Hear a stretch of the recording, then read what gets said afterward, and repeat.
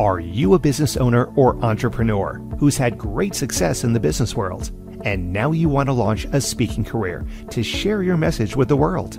If that's you, then listen up. 25-year speaking industry veteran Brett Ridgway has released his latest special report, 3 Key Things Entrepreneurs Must Master to Build a Profitable Speaking Business. To pick up your copy, go to brettridgway.com/freebie. Welcome to the Spotlight on Speaking show with Brett Ridgway, where you'll learn the keys to building a profitable speaking business from speaking industry pros. Each week, we interview a great guest who will share his or her speaking journey, identify what their keys to success have been, and highlight some critical mistakes they've made along the way that you'll want to avoid. Be sure to visit our website at spotlightonspeaking.com. And while you're there, subscribe to us via your favorite network. Now, sit back, tune in, and get ready to meet this week's guest. Hello again, everyone. This is another episode of the Spotlight on Speaking show. I am Brett Ridgway, and I'm excited about today's guest because I've known today's guest, Jackie Lapin, for a number of years. But Jackie's mission is to help leaders, entrepreneurs, coaches, and authors like you find and secure their next clients by getting in front of the more audiences faster. For Speakertunity, the speaker and leader resource company has researched hundreds of thousands of speaker lead contacts and has curated them to meet their needs. Jackie's Speakertunity Members Only program provides leads for live and virtual events and meetings, conferences, podcasts, radio shows, videocasts, virtual summits, TEDx events, and more. Speakertunity is the ultimate speaker toolbox, one-stop shopping for the speaker. So with that, Jackie, welcome to the Spotlight on Speaking show. Thank you, Brett. I am always delighted to hang out with you. You have been a leader in our business for a very long time, and I really respect what you've done, and I'm excited about the path you're taking. Now, what I heard there was, Brett, you're old. Well, we both are. So I do want to talk about your speaking journey because I have crossed paths with you at many events over the years. And you've primarily been, from my standpoint, doing the Speakertunity thing for quite a while. But I suspect that isn't the first time you got involved in speaking. So tell me a little bit more about your speaking journey. When did you first become a speaker? What niche or niches did you play in? And what led you to that point? Well, it's kind of an odd story because I certainly didn't start out on this path. I chose to be one of the first women sports writers in America with a choice at 11. And I went on to be at the Detroit Free Press, the Associated Press, the front pages of the Los Angeles Times, and the Washington Post. Now, while I was still in college, I got hired as the co-host of Dodger Dugout here in Los Angeles. Now, I have to tell you that my audition was fantastic, but I flamed out as a broadcaster. It was the first time in front of a stage or a screen of any kind, and I really was very nervous. I really wasn't feeling in command of myself. But my expertise has always been writing. So I went on, and then after working in the newspaper business, I launched one of the first sports special events PR agencies in America with a world-class client list. You would recognize all my clients. And, somewhere in there, I began to address audiences of prospective clients in order to get the business. And then as I went forward, life changed. It was harder to get media. It wasn't much fun anymore. So I wrote 2 books in personal growth that I was called to write. They were called The Art of Conscious Creation, How You Can Transform the World, and Practical Conscious Creation, Daily Techniques to Manifest Your Desires. And the last one was the best spiritual book of the year at the International New Age Trade Show. Well, 2 things happened during that time. One, I began to give presentations on my books, and I would go to spiritual centers and I would present on the principles that I had learned in building these books. It was right about the time The Secret came out, and a lot of us were getting similar messages, but in a different way. And so it was very exciting to stand in front of stages, but it was nerve-wracking and getting on board. So then I realized that my heart lay with the world of people who are making the world a better place. I mean, that was where my own emotions really went. And so I rebranded my PR agency to Conscious Media Relations. We've been doing radio podcast tours now for about 14 years. Wow. And then some of them came to me and they said, can you book me for speaking gigs? And I said, yeah, I don't want to do that, but I know where they are. So why don't I tell you? So that's when we created Speakertunity, the speaker and leader resource company. But in order to market Speakertunity, that meant to going to a lot of conferences. That meant to making, partnerships with people who ran conferences. And it became an automatic outgrowth to say, okay, I'm building something that leaders can use. Why don't I get on those stages? Why don't I start delivering? And I had taught journalism for a couple of years, somewhere in between there and just before I started my own PR agency. And so I was starting to get comfortable in front of a stage, a group of people, 30 or 40 people in a room. And I knew that I could do that. And so when I had to call up the stuff that, within you to say, okay, I can get in front of an audience, I can do this. And so my first presentation was in front of the Women's Prosperity Network, where there were 400 people in the room. And so I knew my material, but I choose to speak with slides. Slides, are, because so much of what I do is educational, and a lot of times our offer requires you really to see what we're providing. It's not, some people who have coaching programs and such can just expound without props. I need the prop of slides. And so I was really confident when I got up there on that stage at WPN that I knew I had a rock solid presentation. It wasn't very long, it was 20 minutes, but I knew that I could deliver it powerfully and to this audience. It was all women, and they were embracing and warm. And many of them already come to my booth. And so I got up there and with great confidence, I stood up there and delivered and sold my product. And it was exciting. And I felt really comfortable. So I've got to ask you, Jackie, you talk about you're a slide deck user or whatever. So let's go off on a brief tangent here and tell me what makes a good slide deck for a speaker? Well, the first thing is it's not just a bunch of words. It's big graphics that really take up most of the images. It's a limited number of words per slide because people can't digest a lot of stuff.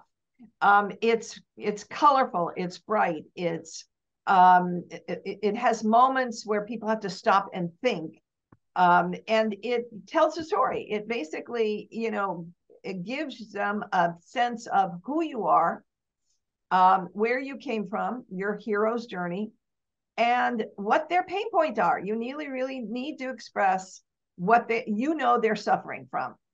And, once you do that, then they're primed for, okay, I need a solution to this. You made them feel, oh my God, she understands me. This is what I'm going through. I need help.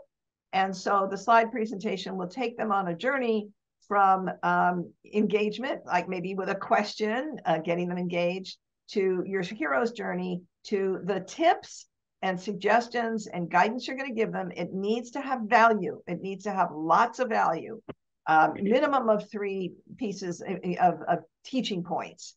And then you can start saying, hey, if this was of value to you, would you like something to help get you to the next level? It's an invitation. It's not a sales pitch. It's an offer. So I've got to ask, do you use the slides to, quote, deliver the content, or is it more a reminder to you about what content you want to cover? Well, a little of both. It's definitely a reminder of what I want to cover in what order, so I don't leave anything out. But more importantly, it gives me a starting place for what I'm going to say. Sometimes I just say what's on the slide, but sometimes I extrapolate from what's on that slide and can really go into a lot more detail. But the slide is a reminder of, okay, I'm touching this on this point here. Now I can go and expand on it. So obviously you've been successful at building a speaking platform by partnering with event promoters regarding your services and all that. So if somebody has a product or service they think that fits into that niche, so to speak, what advice would you have for them, Jackie, about the best way to approach event promoters to see if there's a possible fit for something like that? Well, first, make sure that your audience is their audience, that you're basically in alignment before you even ask them to get on their stage. And then when you do, a lot of times it's making sure all your ducks in a row. You can start with an email and saying, I'd love to have a conversation with you. This is a little bit about what we do. You have an open stage coming up. I'd like you to consider if I might be a candidate for that. Now, there's more than, a candidate for being a partner in this. Now, sometimes they're going to come back to you and say, yes, that would be great, but here's what it's going to cost you. That's usually the most case. If you know somebody and you have a relationship with them, they may be amenable to having you on the stage without additional costs. But here's a little secret. Sometimes what you can do is a stage swap. If you have an audience that the host of the event would like to get to, you can come to them and say, look, if you let me speak on your stage, you can speak on mine, as long as they're commensurate, stages. You don't have 12 people and they have 500. Right. That's a good way to get around the cost involved in speaking on somebody's stages as a sponsor or a preferred vendor. And a lot of times that involves a booth and all those things. Now, if you just want to get a spot on their stage, sometimes it doesn't require an investment if they think that the value of your content is good. So you've obviously mastered the platform selling type of speaker. I also like to say that there's a person who's just using the stage as a business building tool, so they're not directly selling from the stage. They're, could be a chiropractor, a plumber, electrician, a lawyer, whatever. And then you have the keynote type of speaker, paid a fee to go into an association or corporation. Have you ever played in the keynote arena at all, Jackie? I have not. Everything I've done is pretty much sell from the stage, or as we call, enroll from the stage. And because there's two different kinds of enrollment. One is basically an offer, a paid offer, and the other is a free gift, because some places won't let you sell. And so you make a free offer, get them into your community, and then you can start the relationship that results in a sale at some point. So what do you feel maybe your 3 greatest keys to success as a platform seller have been, Jackie? Having a great product that people find of value. Authenticity. I'm always up there as just myself. I am not high pressured. I simply, my interest is just showing the community that I care about them and that I'm here to help them solve a problem. And that's really one of the factors. Here is the most important thing that you can tell of a booker or somebody that you're trying to get booked by. What is the problem you solve for that audience? Not so much what your credentials are and what you offer, but how are you going to help them? And so I always make that a cornerstone of what I'm introducing to the event host and also to the audience. And so I think that's really important. And then we have, I believe that you don't necessarily have to walk in with a high ticket item. I think that's too intimidating for most people. We start with something that's highly affordable, like our Speaker One Sheets or our basic membership program, which is only $47. And then it makes it really much easier for people to come in, and then they upgrade as they see more things, more opportunities. So I try not to give them a big barrier to entry. Yeah, that makes a lot of sense. Great advice. I do have a couple other questions I want to ask you, Jackie, but before we do, let's take a quick break for a word from our sponsor. Are you a business owner or entrepreneur who's had great success in the business world, and now you want to launch a speaking career to share your message with the world? If that's you, then listen up. 25-year speaking industry veteran Brett Ridgway has released his latest special report, 3 key things entrepreneurs must master to build a profitable speaking business. To pick up your copy, go to brettridgway.com/freebie. And we are back with the Spotlight on Speaking show. And my guest this week is Jackie Lapin. And Jackie, my favorite question to ask my guest, honestly, is, all right, bare your soul a little bit here and share maybe a couple of mistakes that you made along the way that you would advise aspiring speakers not to make. So Go ahead and embarrass yourself a little bit if it fits. Well, I think I've occasionally I've offered too much advice that overwhelms the audience, and then they don't buy. And so, because we have so many resources, Yeah. And so I've tried to start narrowing it down to what we introduce to people. That's one of the big ones. I think, I don't know that I've done any stupid onstage mistakes. I haven't tripped going up the staircase. But I will tell you this, as a woman who wears long dresses, because I all of my style, as I call goddess wear, and it is to really not wear high heels, because I don't want to trip going up those stairs, and I'm always intimidated when I have to climb a staircase. And so I make sure that my shoes are relatively flat so that I don't trip and fall going up and down. That's a big one for me. So I do have a tangential question to all this, and obviously we're doing a video podcast here, but how have you adapted your speaking to the virtual world these days, Jackie? Have you changed up anything as a result of the new world that we're all in? Well, of course, I do use a digital background. That's really helpful because it's branded for me. For me also, it's I try to be more interactive with the audience, and ask them, hey, is this something you've experienced? And to really engage them in more of the process. I can do Q&As in virtual speaking, which you really can't do from a stage. Right. And that works really well for us, to open the door and say, okay, what are your questions about speaking? How can I help you? That's an important distinction for me. I guess I think I'm probably a little bit more relaxed because I do so much of it. But I'm still, most of the time, I'm doing a slide presentation. Mm-hmm. And so, that's, I'm still using that modus, but I'm more engaged in making sure at the front that they see me, and at the end that I come back on the screen. It's not, here's my presentation, and I'm a disembodied voice. Sure. So that's important. All right. Well, one of the reasons I enjoy talking to Jackie so much is she serves the same audience that I serve, and that is speakers, aspiring speakers, people who have a powerful message they want to get out into the world, and they need to know how to do that better. So, Jackie, I'd like to give you a couple of minutes, if you would, and that share a little bit more about what Speakertunity is all about with our listeners. I would love to, Brett. So, Speakertunity is designed to make it's so much easier for you to find your speaking gigs, so you don't have to do any of the research.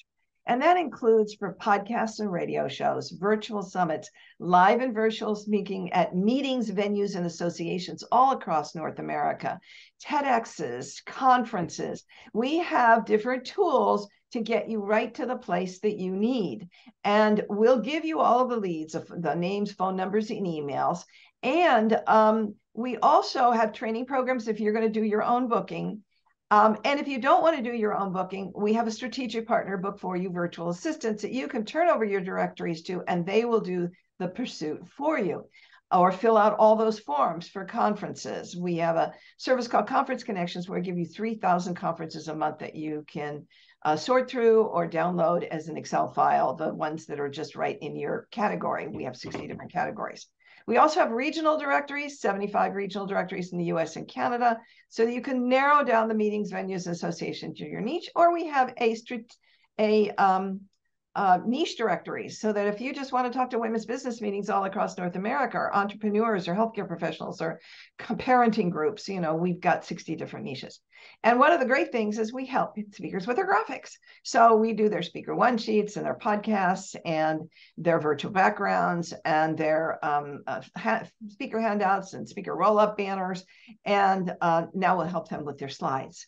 So we call ourselves one-stop shopping for the speaker leader, so that you guys don't have to go out and find all kinds of different resources. They're right where you can find them easily, and the costs are always affordable. We just really make sure that you aren't spreading yourself too thin time-wise, nor financially. Well, such valuable resources. And obviously, a big part of your success as a speaker, it will be about getting gigs. And you need the tools to help you get those gigs. So I would encourage you to check out Speakertunity. Down in the show notes, there will be a link to a free month trial of the system so you can see if it's right for you. And I would encourage you to check it out and see if it's a fit and take advantage of all those resources that are there. So, Jackie, before we wrap it up today, I want to ask if you have any final words of wisdom for the aspiring speaker. Well, don't hide your light under a bushel. Don't get so caught up in your work that you don't get out and drive your business through speaking.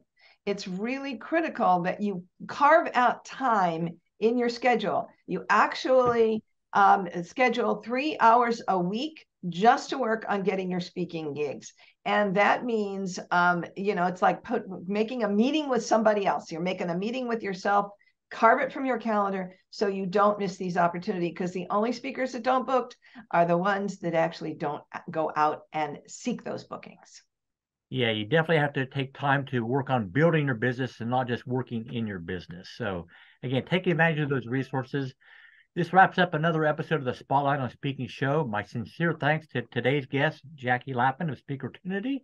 Jackie, I appreciate you sharing your wisdom so much.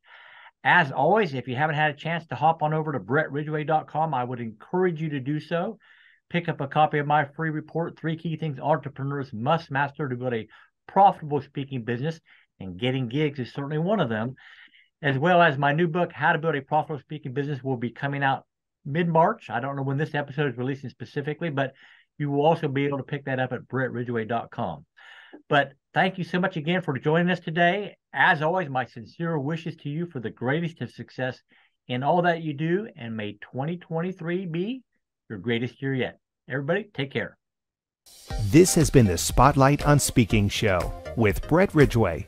Be sure to join us every week as we interview speaking industry pros and have them share their best tips for building a profitable speaking business.